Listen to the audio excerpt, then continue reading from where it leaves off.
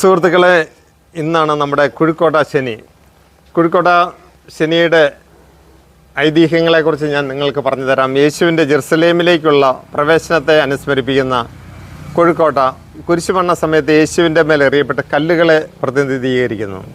അതേസമയം തേങ്ങയും ശർക്കരയും ചേർത്ത മധുരം സ്നേഹത്തെ പ്രതിനിധീകരിക്കുന്നതായി പറയപ്പെടുന്നു. ഇനി രണ്ടാമത്തെ ഐതിഹ്യം, ബഥാനിയയിൽ നിന്ന് ജെറുസലേമിലേക്കുള്ള യാത്രയ്ക്കിടയിൽ ക്രിസ്തു ലാസറിൻ്റെ ഭവനത്തിലെത്തിയെന്നും അവിടെ ലാസറിൻ്റെ സഹോദരിമാർ മർത്തയും മറിയവും തിടുക്കത്തിൽ മാവ് കുഴച്ച് യേശുവിന് ഉണ്ടാക്കി നൽകിയ ഭക്ഷണമാണ് കുഴിക്കോട്ടയെന്നും കരുതപ്പെടുന്നു. മൂന്നാമത്തെ ഐതിഹ്യം, പീഡാനുഭവ ചരിത്രത്തിൽ ക്രിസ്തുവിനെ കല്ലെറിയുന്ന സംഭവത്തെ അനുസ്മരിപ്പിക്കുന്നതാണ് കുഴിക്കോട്ടയെന്നും പ്രചാരമുണ്ട്.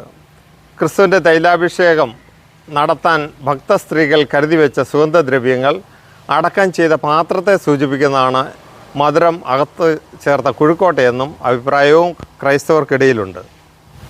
ചരിത്രം എന്തായാലും നമ്മൾ ക്രിസ്ത്യാനികൾ ഇന്ന് കുഴിക്കോട്ടയെല്ലാം ഉണ്ടാക്കി നമ്മൾ കുഴിക്കോട്ട ശനി ആചരിക്കണം. പ്രത്യേകിച്ച് എൻ്റെ പ്രവാസി സുഹൃത്തുക്കളെല്ലാം ആചരിക്കണം എന്ന് ഞാൻ നിങ്ങളെ എല്ലാവരെയും അറിയിക്കുകയാണ്.